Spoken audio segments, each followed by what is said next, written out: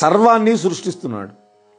కాబట్టి ఆయనకు శరీరం అక్కర్ల, అందుకనే శరీరం లేదు. ఆయనకు శరీరం ఉన్నది అనుకుంటే లోకంలోని కార్యకర్తలకల్లాగా ఆయనకు కూడా కుండను చేయటానికి మట్టిలాగా జగత్తును సృష్టించడానికి ఏదో ఒక పదార్థం కావాలిగా. ఆయన ఆ విధంగా దేశ కాలాలని అవలంబించి సృష్టి చేసేవాడైతే ఆయన కూడా జీవుడే అవుతాడు. జీవుడికి ఆయనకి భేదం ఉండదుగా. ఆయన సృష్టి చేయటానికి ఆ సాధనాలను అవలంబిస్తున్నాడు అనుకుంటే అవి సృష్టికి పూర్వమే సిద్ధమై ఉన్నాయి అన్నమాటే కదా. అంటే వాటిని ఆయన సృష్టించలేదని చెప్పుకోవాలి. అట్లాగైతే ఆయన సర్వానికి కర్త అని చెప్పడానికి ఎలా కుదురుతుంది? కాబట్టి దేహము, దేశము, కాలం మొదలైనటువంటి సాధనాలు ఏమీ లేకుండానే ఈశ్వరుడు సృష్టి కార్యం చేస్తాడు. కాబట్టి ఆయనకి స్థూలమైనటువంటి శరీరం లేదు. స్థూలమైనటువంటి బుద్ధి కలిగిన వాళ్ళు పరమేశ్వరుడి యొక్క అశరీరత్వాన్ని గ్రహింపలేరు. అందువల్ల భక్తులు తనని ఏ లోకంలో ఏ రూపం కలవాడిగా ధ్యానం చేస్తూ ఉంటారో వాళ్ళకి ఆయన ఆ రూపాన్ని ధరించి ప్రత్యక్షం అవుతాడు. ఆయన ఎక్కడో ఉంటాడు, నువ్వు ఇక్కడెక్కడో కూర్చొని ధ్యానం చేస్తున్నావు, నువ్వు ఏ రూపంతో ధ్యానం చేస్తే ఆ రూపంతో వస్తాడు. కాబట్టి ఆయన చైతన్య మాత్రుడు. ఆయన ధరించే దేహం కూడా చైతన్య మాత్రమే. ఆ చైతన్య రూపిణియే త్రిపురా పరమేశ్వరి. ఇక్కడికి వచ్చాడు ఇప్పుడు. ఆ చైతన్య రూపిణి త్రిపురా పరమేశ్వరి. ఆమె యందే జగత్తంతా కూడా రకరకాల భేదాలతో భాసిల్లుతూ ఉంటుంది. చరాచరాత్మకమైనటువంటి ఈ జగత్తు అంతా కూడా ఆమెలో ఉంటుంది. ఎట్లా? అద్దంలో నగరంలాగా కనిపిస్తూ ఉంటుంది. ఈ జగత్తులో ఆమె కంటే అన్యంగా ఏదీ లేదు, అంతా కూడా ఆమె. అందువల్ల జగత్తులో ఉత్తమం అధమం అనేటువంటి భావనకి అవకాశమే లేదు. శివుడు, విష్ణువు మొదలైనటువంటి మూర్తులలో ఉన్నటువంటి చైతన్య శక్తి ఆమె. కాబట్టి ఆ దేవతలందరూ కూడా ఒకరు ఎక్కువ మరొకరు తక్కువ అని మనం భావించకూడదు. అందరూ ఆమెలోనే ఉన్నారు, అందరూ ఆమెలో నుంచే వచ్చారు, ఆ తల్లిలో నుంచే. మరి ఆయా శాస్త్రాలలో ఆయా దేవతలకి సర్వశ్రేష్టత్వం చెప్పబడి ఉన్నది అయినా కూడా ఆ రూపాలన్నీ కూడా ఆమె చేతనే కల్పింపబడ్డాయి. కాబట్టి అవి ముఖ్యాలు కావు. ప్రాజ్ఞుడైనటువంటి వాడు నిరాకారమైనటువంటి చైతన్యాన్ని ఉపాసించాలి. అందుకోసం సామర్థ్యం లేనటువంటి వాడు తనకి ఏ దేవతా రూపంలో బుద్ధి లగ్నమవుతుందో, మనస్సు లగ్నమవుతుందో ఆ రూపాన్నే ధ్యానిస్తాడు. ఫలితాన్ని కోరుకోకుండా ఈశ్వరుని గనక ఆరాధిస్తే శ్రేష్టమైనటువంటి శ్రేయస్సును పొందగలుగుతాడు. ఈశ్వరుడి యొక్క ఆరాధన చెయ్యకుండా కోటి జన్మలెత్తినా కూడా వాడికి సద్గతి కలగదు కలగదు కలగదు. ఇక 8వ అధ్యాయంలోకి ప్రవేశిద్దాం. సంసార ఆఖ్యాయిక వివరణం. హేమచూడు, ఇదంతా కూడా హేమచూడు అతని యొక్క భార్యకి మధ్య జరిగినటువంటి సంవాదం. మొత్తం 22 అధ్యాయాలు ఉంటుంది ఈ గ్రంథం. ఏది? త్రిపురా రహస్య జ్ఞానఖండ సారం అనేది. హేమచూడు ప్రియురాలి యొక్క మాటల వల్ల పరమేశ్వరుడి యొక్క స్వరూపం చిన్మయం అని తెలుసుకొని గురువుల వల్ల గుణరూపిణి అయినటువంటి ఆ త్రిపురాదేవి యొక్క ఉపాసన కోసం మంత్రతంత్రాధికమైనటువంటి విధానాన్ని తెలుసుకొని ఏకాగ్ర చిత్తంతో ఆమెను ఆరాధించడం మొదలుపెట్టాడు. ఆ విధంగా కొన్ని మాసాలు గడిచినాయి. ఆ త్రిపురాదేవి అతడి యొక్క హృదయంలో ప్రసన్నురాలైంది. అప్పుడు ఆమె యొక్క దివ్యానుగ్రహం వల్ల అతడి యొక్క చిత్తం భోగ విషయాల నుండి వైముఖ్యాన్ని పొంది ఆత్మవిచారంలో ఆసక్తమైంది. ఆ పరాదేవి యొక్క అనుగ్రహము లేదా మోక్షానికి ముఖ్య కారణమైనటువంటి ఆత్మ విచారం ఎవ్వడికి కలగదు. ఇది ఆ పరమేశ్వరి యొక్క, పరాశక్తి యొక్క అనుగ్రహం లేకపోతే మోక్షానికి ముఖ్య కారణమైనటువంటి ఆత్మ విచారం కలిగే అవకాశం లేదు. ఆ ఆత్మ విచారం లేకుండా ఇతర ఉపాయాలు ఎన్నున్నా కూడా వాడికి శ్రేయస్సు కలగదు. ఆ తర్వాత హేమచూడు ఒక రోజున భార్య హేమలేఖ దగ్గరికి వెళ్ళాడు. ఆమె భర్తకు ఎదురేగి స్వాగతం చెప్పి అర్ఘ్యపాద్యాదులతో పూజించి అనురాగంతో, నాథ, చాలా కాలానికి కనిపించారు, ఆరోగ్యంగా ఉన్నారు కదా, నన్ను చూడకుండా నాతో మాట్లాడకుండా మీరు ఒక్క పూట కూడా గడపలేరు కదా, గడిపేవాడివి కాదు కదా, మరి ఇంతకాలమైనా కూడా నన్ను ఎందుకని స్మరించలేదు? నీకు ఇష్టంగాని పద్ధతి యందు నేను కలలో కూడా ప్రవర్తించనే, ఎందుకు నాకు దూరమైనారు? నేను లేకపోతే ఒక్క క్షణం కూడా మీకు ఒక కల్పం అంత సమయంగా ఉండేది కదా, మరి ఇన్ని రాత్రులు ఎలా గడపగలిగారు నేను లేకుండా? ఈ విధంగా మాట్లాడుతూ ఆమె భర్తని కౌగిలించుకొని కిన్నురాలి వలె ఉండదు, దుఃఖితురాలుగా ఉంది. అప్పుడు ఆ హేమచూడు ఆమె యొక్క కౌగిటి యందు ఉండి కూడా ఎటువంటి వికారాన్ని పొందలేదు. అదే సాధనాశక్తి. ప్రియా, నాకు ఎందుకని మళ్ళీ మోహాన్ని కలిగిస్తున్నావు? నీవు ఈ లోకాన్ని, పరతత్వాన్ని తెలుసుకున్నటువంటి గొప్ప ధీరురాలివి. నిన్ను మోహం ఏ విధంగా స్పృశిస్తుంది? నీకు దుఃఖానికి కారణమే లేదని నాకు దృఢంగా తెలుసు. నీవు ఇంతకు పూర్వం నీ వృత్తాంతాన్ని నాకు చెప్పావు. దాని గురించి ప్రశ్నించడానికే వచ్చాను ఇప్పుడు నేను. నీవు చెప్పినటువంటి మీ తల్లి ఎవరు? ఆమె నీకిచ్చినటువంటి సఖి ఎవరు? ఆమె యొక్క భర్త, పుత్రులు మొదలైన వాళ్ళు ఎవరు? వాళ్ళు ఎక్కడున్నారు? వాళ్ళు నాకు ఏ విధంగా సంబంధిస్తారు? అంటే వాళ్ళతో నాకు ఎటువంటి సంబంధం ఉంటుంది? ఇది అంతా కూడా నాకు స్పష్టంగా చెప్పు. నీవు చెప్పినది అసత్యం కాదని, ఏదో ఒక సంకేతంతో ఆ విధంగా చెప్పావని నేను అనుకుంటున్నాను. కాబట్టి దాన్ని నాకు తెలిసేటట్టుగా స్పష్టంగా వివరించి చెప్పు. నేను నిన్ను శరణం పొందుతున్నాను. భర్త చూడండి ఎట్లా మాట్లాడుతున్నాడు. భార్య జ్ఞాని అయితే అంతే. నా హృదయంలోని సంశయాన్ని ఛేదించు.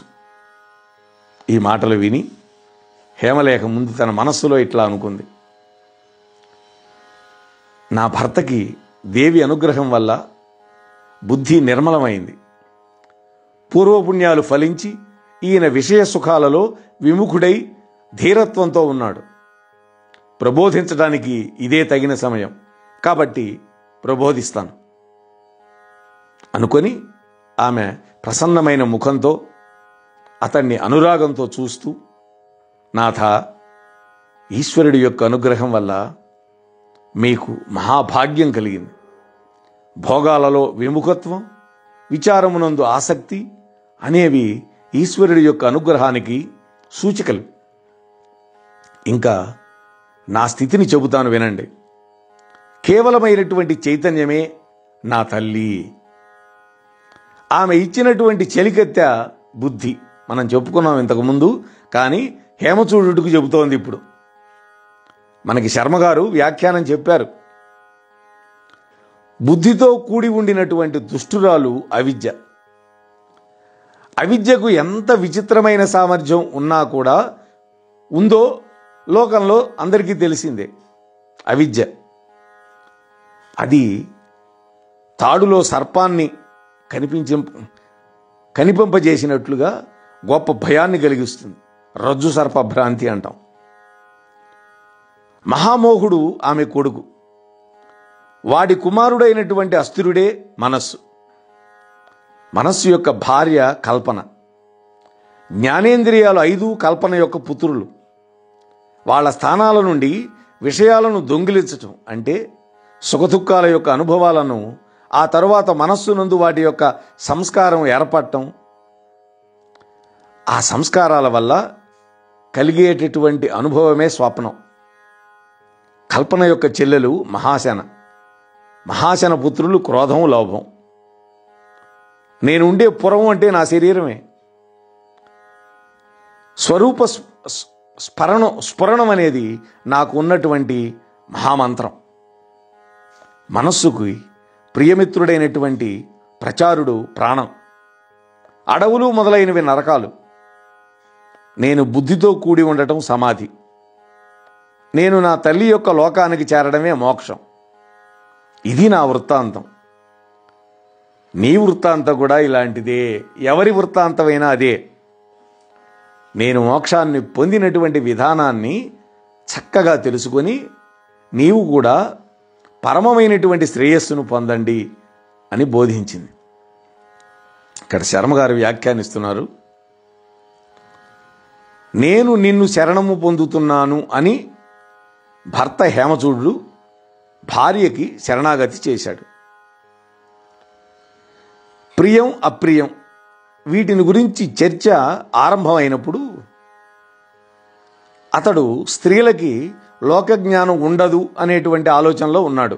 ముందు స్త్రీత్వం చేత, వయస్సు చేత, జ్ఞానం చేత, భార్యాత్వం చేత హేమలేఖ తనకంటే తక్కువ స్థాయిలో ఉన్నది అని తాను పురుషుడుగా, పెద్దవాడుగా, విద్యాధికుడిగా, భర్తగా ఆమె కంటే అన్ని విధాల అధికుణ్ణి అని గట్టిగా తలచుకున్నాడు. మనసులో అనుకున్నాడు. అహంభావం ఉంది. అటువంటి వాడు నేను నిన్ను శరణము పొందుతున్నాను అని పలికితే ఏమిటి దానికి అర్థం? అతని యందు పెనుమార్పు కలిగింది. మొదట ఆమె మాటలను చిన్నపిల్ల చెబుతున్న మాటల్లాగా వినోదంగా విన్నాడు. ఆ తరువాత ఆమె మాటలలో ఉన్నటువంటి నిజాన్ని గ్రహించింది. ఆ తరువాత భోగాల యందు విరక్తుడై వాటిని విడిచిపెట్టలేక, వాటి వల్ల సుఖపడలేక, దుఃఖపడుతూ ఆమెతో చెప్పుకోవడానికి సిగ్గుపడ్డాడు. అతడి అవస్థను ఆమె గ్రహించి అతన్ని బుజ్జగించి త్రిపురాదేవిని గనక ఉపాసిస్తే భోగాల యందు పూర్ణమైన విరక్తి కలుగుతుందని చెప్పి తాను ముక్తి పొందినటువంటి విధానాన్ని సంకేతాలతో కథగా చెప్పింది. అప్పటికీ అతడికి నేను అధికుణ్ణి అనే భావం పోయి ఆమె మాటలను మిత్రుడి యొక్క మాటల్లాగా, మిత్రవాక్యంలాగా ఆదరంగా విన్నాడు. అయినా కూడా ఆ కథ ఏమీ అర్థం కాల ఆయనకి. మనకెందుకు అర్థమైందంటే మనకి శర్మగారు వివరించారు కాబట్టి ఇంతకు ముందు అధ్యాయాల్లో మనకు అర్థమైంది. అదే కాదు, మనలో చాలామందికి అర్థమై ఉంటుంది. ఎందుకని? మీరంతా మహాత్ములు. భాగవత ప్రవచనాన్ని అనేక సార్లు అనేక వక్తల నుండి వినే ఉంటారు మీరు. అలా పురాణాలు వినటం అలవాటు లేని వాళ్ళు ఇవన్నీ వింటారని నేను అనుకోను. కాబట్టి అజామీళోపాఖ్యానం మీ అందరికి గుర్తుంచే ఉంటుంది తప్పనిసరిగా. అది చెప్పేటప్పుడు కూడా మీతో నేను ప్రస్తావించా. అయితే ఇక్కడ హేమచూడు ఆ కథ విన్నా కూడా ఏమీ అర్థం కాకపోవటం వల్ల ఆమె మాటలలో అతడికి శ్రద్ధ ఏర్పడలా. ఆమె వెంటనే శ్రద్ధ యొక్క ఆవశ్యకతని సహేతుకంగా నిరూపించింది. గురువు చెప్పేది బోధపడకపోతే ఆయన్నే నమ్మి సందేహాలు తీరే వరకు ప్రశ్నించే తత్వాన్ని గ్రహించాలి కానీ ఆయన మాటలలో అనాదరాన్ని చూపకూడదని నచ్చజెప్పింది. చూడండి, ఈశ్వరుడి యొక్క అనుగ్రహం వల్ల కాకుండా మరొక విధంగా తత్వజ్ఞానాన్ని పొందడానికి అర్హత కలగదని విడమర్చి చెప్పింది. అది తెలుసుకున్నటువంటి హేమచూడు హేమలేఖ యొక్క విజ్ఞాన అతిశయాన్ని గుర్తించి ఈశ్వరుడెవరో నిరూపించమని ఆమెను ప్రశంసాపూర్వకంగా కోరుకున్నాడు. అప్పుడు ఆమె త్రిపురాదేవి యొక్క ఉపాసన ఆవశ్యకత అన్నీ చెప్పింది. ఆమె యొక్క మాటలను దృఢంగా విశ్వసించి గురువు వలన మంత్ర తంత్రాధికమైనటువంటి విధానాన్ని తెలుసుకుని త్రిపురాదేవిని ఉపాసించాడు. మంత్రదీక్షను అతడు ఆమె వల్ల పొందల. ఆ దీక్షను మంత్రసిద్ధులైన పెద్దల వల్లనే స్వీకరించమని ఆమె చెప్పింది. ఏమైనా అప్పటికి అతడు ఆమెను గురువుగా భావించడం లేదని మనం గ్రహించాలి. త్రిపురాదేవి యొక్క ఉపాసనం చేసిన తర్వాత ఆ దేవి యొక్క అనుగ్రహం వల్ల అతడి దృక్పథంలో పెనుమార్పు వచ్చింది. అతడి మనస్సు భోగాల నుండి వైముఖ్యం పొంది ఆత్మవిచారంలో లగ్నమయ్యటమే కాకుండా హేమలేఖ గొప్ప తత్వజ్ఞురాలు, సామాన్యురాలు కాదు, ఆమెను గురువుగా పెట్టుకొని శరణు పొందితేనే తప్ప నాకు మోక్షం కలగదు అనేటువంటి ఒక భావం దృఢంగా అతడి మనసులో ఏర్పడింది. అందువల్లనే ఆమె సాధారణమైనటువంటి భార్యలాగా అతన్ని కౌగిలించుకొని ప్రియంగా మాట్లాడుతున్నప్పుడు అతడు ఆమె వల్ల భోగాన్ని అపేక్షించకుండా, ఆమెను కేవలం భార్య మాత్రంగానే తలుచుకోకుండా కేవలము గురువుగా భావిస్తూ సకల సంకోచాలను విడిచిపెట్టి నేను నిన్ను శరణు పొందుతున్నాను, నా హృదయంలోని సంశయాలన్నీ ఛేదించు అని ప్రార్థించాడు. శిష్యుడైపోయాడు భర్త. గురు శిష్య సంబంధం శిష్యుల వల్లనే ఏర్పడవలే. ఇతరుల యొక్క తత్వాన్ని బోధించాలి అనేటువంటి కుతూహలం జ్ఞానులకు ఉండదు. చూడండి, ఇతరులకి తత్వజ్ఞానం అందించాలనే కుతూహలం జ్ఞానులకు ఉండదు. ఎప్పుడు వస్తుంది అది? ఎవరైనా వచ్చి తనని ఆశ్రయించి వాళ్ళ శ్రద్ధను పరీక్షించిన తర్వాత ఆ వచ్చిన వాడి శ్రద్ధని అప్పుడు జ్ఞానులు తత్వాన్ని బోధిస్తారు. చూడండి, అందుకనే సంవర్తుడు వెంటనే బోధ చేయలా. పరశురాముల వారికి కొన్ని విషయాలు చెప్పి సద్గురువును ఆశ్రయించమని దత్తప్రభు దగ్గరికి పంపించాడు. ఆయన కూడా వెంటనే బోధించలా. అమ్మవారిని ఉపాసించి రమ్మన్నాడు. 12 ఏళ్ళు ఉపాసన చేసి వస్తే అప్పుడు బోధించాడు. ఆ కథే మనం చెప్పుకుంటున్నాం ఇప్పుడు. శ్రీకృష్ణ పరమాత్మ అర్జునుడికి తత్వాన్ని బోధింపాలి అని ఎప్పుడు కూడా కుతూహలం పొందలా. ఎప్పుడు మరి అర్జునుడు విషాదాన్ని పొంది కర్తవ్యాన్ని విస్మరించి ధనస్సు బాణాలు కింద బారేసి కుప్పగూలిపోతే అప్పుడు శ్రీకృష్ణుడు బోధించాడు. అప్పుడు అర్జునుడు, నేను నీకు శిష్యుణ్ణి, నిన్ను శరణాగతి చేస్తున్నాను, నన్ను శాసించు అన్నాడు. శిష్యస్తేహం శాధి మాం త్వాం ప్రసన్నం అని ప్రార్థించాడు గీతలో. అర్జునుడు గొప్ప శిష్యుడై శ్రీకృష్ణుడు జగద్గురువుగా బోధించాడు. అంతవరకు వాళ్ళిద్దరూ బావాబావమరుదులే. కృష్ణుడి చెల్లెల్ని ఆయన పెళ్లి చేసుకున్నాడు. అంతేకాదు, కుంతి ఆయనకు మేనత్త, కృష్ణుడికి వీళ్ళు మేనబావలు. అదేవిధంగా హేమచూడు కూడా హేమలేఖను శరణు పొందినంతనే అతడు శిష్యుడై ఆమె గురువైంది. కాబట్టి పూర్వ సంబంధం ఎటువంటిదైనా కూడా మోక్షాన్ని కోరేవాడు సకల సంకోచాలను విడిచిపెట్టి గురువును ప్రత్యక్ష దైవంగా భావిస్తూ శరణుజొచ్చితేనే తప్ప ఉపదేశం ఫలించదు అనేది మనకిక్కడ స్పష్టమవుతోంది. దీన్ని బట్టి చూస్తే ఈశ్వరుడి యొక్క అనుగ్రహం వల్లనే గురువునందు భక్తి కూడా కుదురుకుంటుంది అని స్పష్టమవుతోంది. ఈశ్వరానుగ్రహం లేకపోతే సద్గురువు యొక్క అనుగ్రహం లభించదు. నన్ను పూజించే వాళ్ళకి నన్ను చేరడానికి సాధనమైనటువంటి బుద్ధియోగాన్ని ఇస్తాను అని భగవద్గీతలో కృష్ణుడు చెప్పాడే. దదామి బుద్ధియోగం తం ఏన మాం ఉపాయంతేతి అన్నాడు. ఎవడికి దేవుని యందు పరమభక్తి కలదో, అదేవిధంగా గురువునందు కూడా పరమభక్తి ఉంటుందో అటువంటి మహాత్ముడికే ఉపనిషత్తులో చెప్పబడినటువంటి ఈ విషయాలు ప్రకాశిస్తాయి అని శ్వేతాశ్వరోపనిషత్తు యందు కూడా చెప్పబడి ఉంది. అదే శ్లోకంగా యస్య దేవే పరాభక్తి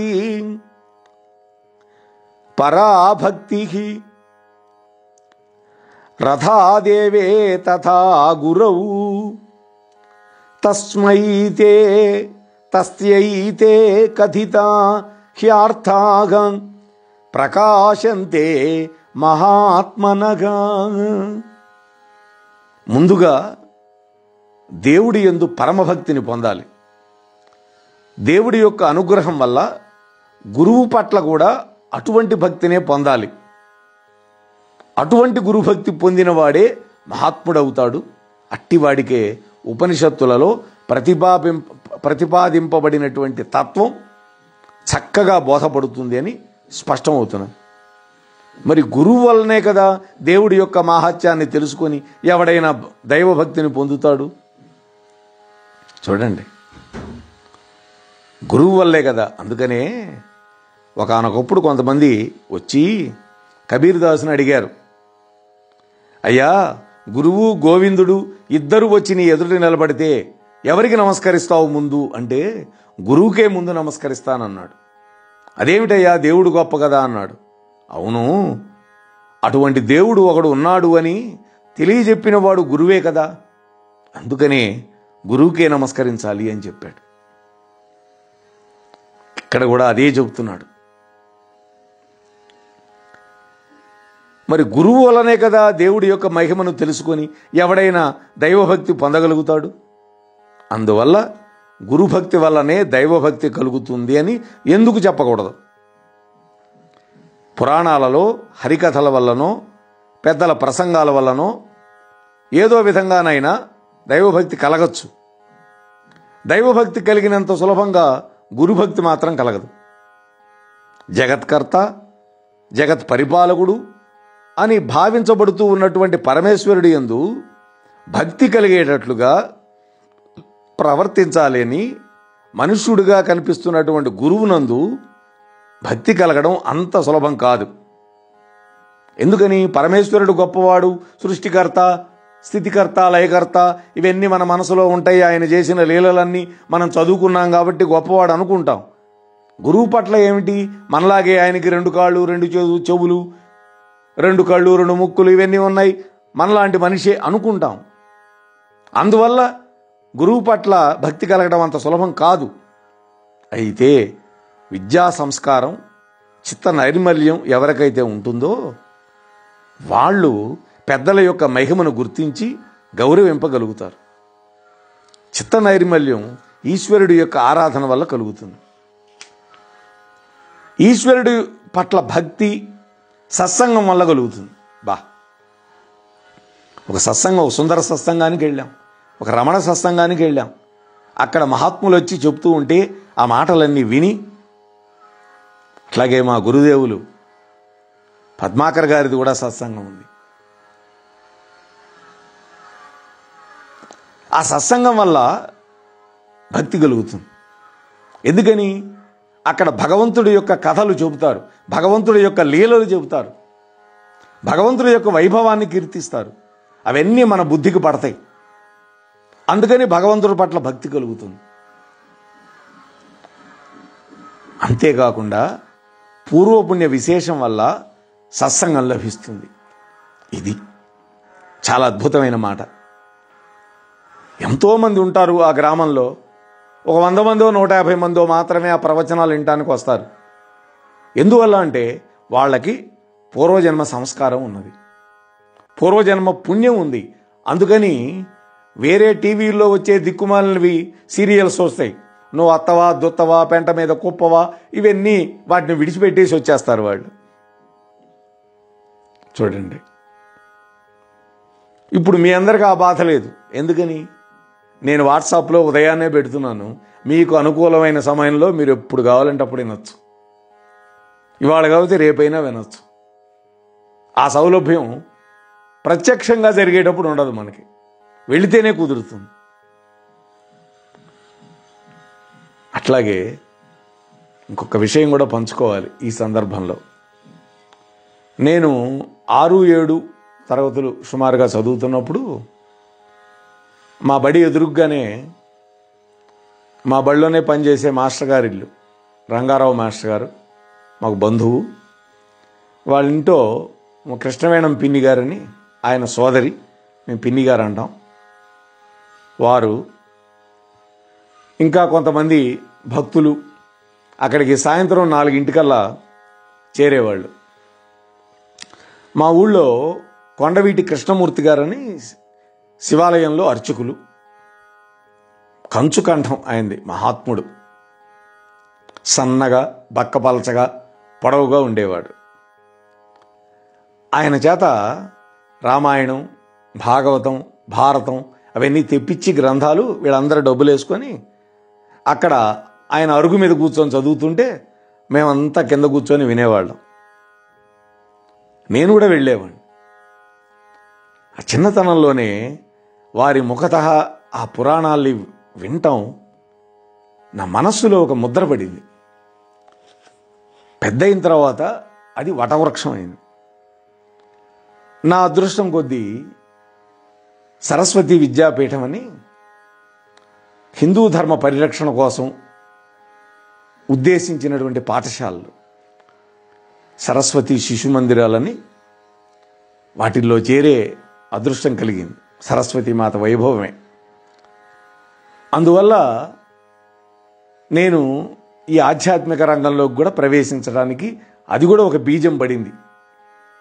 ముందైతే ఒక 8-9 ఏళ్ళు ఒక కంపెనీలో ఏదో క్లర్క్గా పనిచేశాను, కాటన్ కంపెనీలో. కానీ దైవయోగం వల్ల వచ్చి విద్యారంగంలో పడ్డా. అందులో మహాత్ముల యొక్క సాంగత్యం కలిగింది. శటగోపం లక్ష్మీ నరసింహాచార్యులు కార్యదర్శి ఈ యొక్క సంస్థకి. వారి యొక్క ఉద్బోధ ప్రవచనం పరమాద్భుతం. అవన్నీ నా మనస్సు మీద చెరగని ముద్ర వేశాయి. అలాగే నెల్లూరులో ఉన్నప్పుడు సుందర చైతన్యానంద స్వామి వారు భాగవతం చెప్పారు, దాన్ని విన్నాం. ఆ తరువాత ఒంగోలుకు వచ్చాం ట్రాన్స్ఫర్ అయ్యి. అక్కడ ఒక సత్సంగం, ఒక జ్ఞానయజ్ఞం జరిగింది, వారిదే. వెళ్ళాం 12 రోజులు సుమారుగా. ఆ తర్వాత ఈ స్మార్ట్ ఫోన్ యుగం వచ్చింది, యూట్యూబ్ అనేది వచ్చింది. వాటిల్లో మహాత్ముల యొక్క ప్రవచనాలన్నీ అప్లోడ్ చేశారు. దాంట్లో కూడా ప్రవచనం.com అని ఒకటి ఉంది, అన్ని ఆడియోలు. అవన్నీ డౌన్లోడ్ చేసుకొని వాటిని వినడం, అలాగే ఎక్కడ మహాత్ముల యొక్క ప్రవచనాలు జరుగుతున్నా వెళ్ళడం. ఆ తర్వాత చీరాలు రావడం, చీరాల్లో ఆధ్యాత్మిక పీఠం, ఇటువంటి వాటిల్లో భారత భాగవత రామాయణాదులు బ్రహ్మశ్రీ మల్లాపరగడ శ్రీమన్నారాయణమూర్తి గారి చేత వాళ్ళు చెప్పించడం, నేను వెళ్ళటం, వినడం. ఆ తర్వాత మైలవరపు శ్రీనివాసరావు గారు ఒకసారి వచ్చి చీరాల 12 రోజుల పాటు శ్రీమద్ రామాయణం చెప్పారు. అనేక మంది మహాత్ములు మా గ్రామంలో వచ్చి చెప్పడం. ఆ తరువాత మా గురువు గారు రాజేశ్వర శర్మ గారితో పరిచయం అయి మేమంతా కలిసి ధనుర్మాస ప్రవచనాలు అనేటువంటి ఒక కమిటీని స్థాపించి గత 15-16 సంవత్సరాలుగా ధనుర్మాసంలో 30 రోజుల పాటు చీరాల్లో, కొన్నాళ్ళు వేణుగోపాల స్వామి దేవాలయంలో, కొన్నాళ్ళు శారదా మందిరంలో ఇప్పటికీ ప్రవచనాలు చేయిస్తున్నాం మహాత్ములను పిలిపించి. నేను కూడా ఆ సందర్భంలో 2 రోజులు 3 రోజులు చెప్పడం. అలాగే శృతి భారతి అనే సంస్థ వాళ్ళు నా చేత కొన్ని ప్రవచనాలు చెప్పించటం. అలాగే వనమా ప్రకాశరావు గారు నా చేత కొన్ని ప్రవచనాలు చెప్పించటం. అలాగే స్వర్గస్థులైనటువంటి వారు, మెడికల్ షాపు అధినేత, మరి వారు కూడా నా చేత ఈ మధ్యనే కాలం చేశారు. వారు వలివేటి వారు దేవీ భాగవతం 12 రోజులు, శివపురాణం 12 రోజులు నా చేత చెప్పించారు. ఇవన్నీ కూడా అట్లాగే శ్రీమద్ భాగవతంలో దశమస్కంధం 14 రోజుల పాటు చెప్పాను, పూర్వభాగం. ఆ తర్వాత ఉత్తర భాగాన్ని కూడా నేను ప్రవచనం చేసి మీకు ఇటీవలే వాట్సాప్లో పంపించాను. ఇవన్నీ కూడా సత్సంగం వల్లనే సాధ్యమైంది. బాల్యంలో నాకు పడినటువంటి బీజం అది. అదే ఇవాళ నన్ను భగవంతుడు ఒక పరికరంగా ఉపయోగించుకొని, నేను ఇంగ్లీష్ టీచర్ని, మ్యాథమెటిక్స్ చెప్పేవాడిని స్కూల్లో. అటువంటి వాడిని నన్ను నా రామచంద్రుడు, నా ఆరాధ్య దైవం ఒక పరికరంగా మార్చుకొని ఈ ప్రవచనాలన్నీ చేయిస్తున్నాడు. నేను తెలుగులో పాండిత్యం లేదు, సంస్కృతంలో అంతకంటే లేదు. అయినా కూడా మా తండ్రి గారి యొక్క, మా పెదనాన్నగారు కూడా ప్రవచనాలు చెప్పేవారట. వారిని మేము ఎరగం. బహుశా ఆ అంశం నాలో ప్రవేశించిందేమో అని నేను అనుకుంటాను అప్పుడప్పుడు. ఎందుకంటే పితృదేవతల అనుగ్రహం కూడా ఉండాలి. ఆ తరువాత చాగంటి కోటేశ్వరరావు గారివి, సామవేదం షణ్ముఖ శర్మ గారివి, బ్రహ్మశ్రీ వద్దిపత్తి పద్మాకర్ గురూజీవి, అందరివి ప్రవచనాలు వినడం వారు చెప్పిన విషయాల్లో చక్కటి విషయాలను ఆకళింపు చేసుకొని నేను కూడా ప్రవచనాలు చేయటం ప్రారంభించాను. కేవలం ఇది రాముడి యొక్క అనుగ్రహం తప్ప మరొకటి కాదు. అలాగే గతించినటువంటి నా పితృదేవతల యొక్క అనుగ్రహం కూడా నా పట్ల పరిపూర్ణంగా ఉండటం వల్ల మాత్రమే ఇవన్నీ సంభవం అయినవి అని ఈ సందర్భంలో నేను మనవి చేసుకుంటున్నాను. ఏదో ఆవేశం. సరే, కథలోకి వెళదాం. పూర్వపుణ్యం వల్ల మాత్రమే సత్సంగం లభిస్తుంది ఎవరికైనా. హేమచూడికి పూర్వపుణ్యం వల్లనే హేమలేఖతోటి సాంగత్యం కలిగింది, వివాహం అయింది. ఆ సాంగత్యం వల్ల అతడు త్రిపురాదేవిని ఉపాసించగలిగాడు. ఆ దేవి యొక్క అనుగ్రహం వల్ల హేమలేఖ యొక్క మహత్వాన్ని గ్రహించి, గుర్తించి నిస్సంకోచంగా ఆమెకు శిష్యుడై తత్వాన్ని బోధించమని ప్రార్థించాడు. అతని శ్రద్ధను గమనించినటువంటి ఆ తల్లి ఆ తత్వాన్ని బోధింపగా అతడు కృతార్థుడైనాడు. ఇటువంటి గురు శిష్య సంబంధం లేకపోవటం వల్ల కువలుడు అనేటువంటి వాడు, ఒక కుండలు చేసేవాడు కులాలుడు, ఒక పౌరాణికుడి యొక్క బోధన వల్ల తప్పుగా అర్థం చేసుకొని కృతార్థుడు కాలేకపోయినాడు. భ్రష్టత్వం పొందాడు. భర్త తన దగ్గరికి వచ్చినప్పుడల్లా హేమలేఖ అతని ఆయురారోగ్యాల గురించి ఆదరంతో ప్రశ్నించటం గమనించాలి మనం. భర్త యొక్క ఆరోగ్యంలో భార్యకి శ్రద్ధ ఉండటం అనేది సహజం. ఇటీవలే నాకు కూడా ఒక ఇటుక రాయబడి కాలి ఎముక లైట్గా ఫ్రాక్చర్ అయింది. దాదాపు ఇప్పుడు 25 రోజులు దాటింది. నేను ఏదో కట్టించుకొని ఉంటున్నాను ఇంట్లోనే కదలకుండా. నా భార్య, నా కోడలు ఎంత చేస్తున్నారో సేవ చెప్పలేను. రోజు మార్చి రోజు ఆ కట్టు మార్చాలి. అంటే బ్యాండేజ్ లాగా ఆ ఎముక సెట్ కావటానికి. నడవడానికి లేదు, కానీ నోటికి ఏమీ ఇబ్బంది లేదుగా. అందుకని ఇవన్నీ రికార్డ్ చేసుకుంటూ ఉన్నాను. సమయం దీనికోసం వెచ్చించుతున్నాను. మామూలుగా కూడా సమయం వెచ్చించేవాడినే, కాకపోతే ఒక 2 గంటల వాకింగ్కి వెళ్ళేవాడిని పొద్దున సాయంత్రం. ఆ 2 మానేసి ఇంట్లోనే ఉంటున్నాను.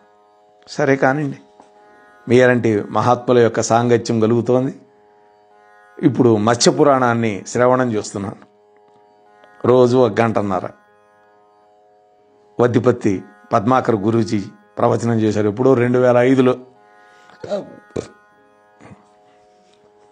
అన్నీ మన మంచికే అనుకోవాలి ఏది జరిగిన. ఎందుకంటే మా గురుదేవులు పద్మాకర్జీ ప్రవచనాల్లో అంటూ చెప్పారు ఒక మాట. కరోనా వచ్చి చాలామందికి ఇబ్బంది కలిగించినా నాకు మేలు కలిగింది అన్నారు. ఏమిటంటే ఇంట్లో నుంచి కదలకూడదు, ఇంట్లోనే ఉండాలి. అప్పుడు మొదట్లో సంవత్సరం పాటు ఆ సమయంలో శివపురాణాన్ని, దేవీ భాగవతాన్ని అనువాదం చేసే అదృష్టం కలిగింది అన్నారు. చూడండి మరి, లేకపోతే వారు ఎంతో బిజీ, ఎప్పుడు ఏ ఊరిలో ఉంటారో ఎవరికి తెలియదు. అంత ప్రవచనాలు చేస్తూ, తీర్థయాత్రలు చేయిస్తూ అందరినీ తరింపజేస్తున్నారు. మరి వారు కూడా మరి ఈ కరోనా అనేది ఒక ఉపకరణంగా మలుచుకున్నాను అన్నారు. ఇది సరే, భార్య అటువంటి తత్వం కలిగి ఉంటుంది. భర్తకి ఏ చిన్న కష్టం వచ్చినా ఆమెకి ఇబ్బందే. నాకు ధైర్యం చెప్పటం ఇవన్నీ చేస్తూ ఉంటారు. ఆమె ప్రోత్సాహంతో నేను ఈ ప్రవచనాలన్నీ కూడా చేయగలుగుతున్నాను. ఒక రకంగా ఆమె నాకు వెన్నుదన్ను. మేమిద్దరం కలిసే ప్రవచనాలకు వెళ్తాం ఎక్కడికైనా. ఇవాళ స్వవిషయాలు చెప్పాను, క్షమించండి నన్ను. అవి ఎప్పుడూ చెప్పను, కానీ ఇవాళ ఒక సందర్భం వచ్చింది. ఒక మహాత్ముడిని కూడా దర్శించుకోవాలి ఈ సందర్భంలో, వారిని స్మరించుకోవాలి అని ఆ కొండవీటి కృష్ణమూర్తి గారు నాకు బాల్యంలో బీజం వేసినటువంటి మహాత్ముడిని ఇవాళ వారు భూమి మీద లేకపోవచ్చు, కానీ నా మనస్సులో ఎప్పుడూ నిండి ఉంటారు. దానికోసమని చెప్పాను. సరే, మరి దత్తాత్రేయుడు కూడా పరశురాముడి విషయంలో ఇదే విధంగా ఆరోగ్యాన్ని గురించి ప్రశ్నించాడు. గురువుగారు దత్తాత్రేయుడు కూడా ప్రశ్నించాడు. ఈ విధంగా ప్రశ్నించడంలో ప్రేమ, వాత్సల్యం అనేవే కారణాలు, అంతకే అనేవి మాత్రమే కారణాలు కాదు. ప్రేమ, వాత్సల్యం అనేవి రెండే కారణాలు కాదు. మరి కారణం ఏంటి? మోక్షం కోరేవారికి విషయములందు విరక్తి ఆవశ్యకమైనట్లే ఆత్మవిచారం చేయడానికి తగినటువంటి ఆయురారోగ్యాలు కూడా కావాలి. ఇది భోగాలు అనుభవించడానికే కాదు, ఆత్మవిచారం చేయడానికి కూడా ఆయువు ఉండాలి, ఆరోగ్యం ఉండాలి. దేహం అనిత్యము, తుచ్చము, హేయము అనేటువంటి తలంపుతో సాధకుడు గనక దేహం యొక్క ఆరోగ్యాన్ని ఉపేక్షించాడు అనుకుందాం, అప్పుడు సాధన ఎట్లా చేస్తాడు? అందుకనే శరీరమాద్యం ఖలు ధర్మ సాధనం అని కదా వేదవాక్కు. శరీరం అనేది ఒకటి ఉంటేగా ధర్మం చేయటానికి, ధర్మకార్యాలు చేయటానికి. అందుకని శారీరక ఆరోగ్యంతో సామర్థ్యాన్ని కలిగి ఉన్నప్పుడే సాధకుడు చక్కగా గురువు గారికి శుశ్రూష చేసి ఆత్మవిచారాన్ని కొనసాగించి కృతార్థుడు కాగలుగుతాడు. ముఖ్య సాధనమైనటువంటి శరీరాన్ని మాత్రం ఉపేక్ష చేయకూడదు. నదిని దాటే వరకు మంచి పడవ ఏ విధంగా అవసరం అవుతుందో అదేవిధంగా అజ్ఞాన సముద్రాన్ని దాటాలి అనేటువంటి వాళ్ళకి, మోక్షాన్ని కోరే వాళ్ళకి ఆరోగ్యం కలిగినటువంటి మంచి శరీరం ఉండాలి. అందుకనే వివేకానందుల వారు అంటారు, a sound mind in a sound body అంటాడు. అంటే బలమైన దేహంలో బలమైన మనస్సు ఉంటుంది అంట, ఉండాలి అంట. ఈ విషయాన్ని హెచ్చరించడానికి గురువులు శిష్యుల యొక్క ఆరోగ్య విషయం పట్ల శ్రద్ధను చూపిస్తారు. ఇది ఈ అధ్యాయం యొక్క చివరి మాట. అయితే ఇవాళ ఒక 10 నిమిషాలు అతిక్రమించాను, క్షమించాలి నన్ను. ఎందుకంటే అధ్యాయాన్ని పూర్తి చేయాలి అనేటువంటి సంకల్పం. ఈ మధ్యలో నా సొంత విషయాలు కూడా మీతో పంచవలసి వచ్చింది, సందర్భానుసారం. స్వస్తి. రేపటి రోజు కలుసుకుందాం. మోహనవాణి తెలుగు పోడ్కాస్ట్ ఛానల్ని లైక్, షేర్, సబ్స్క్రైబ్ చేయండి. ప్రక్కనున్న గంటను మ్రోగించండి. మోహనవాణి.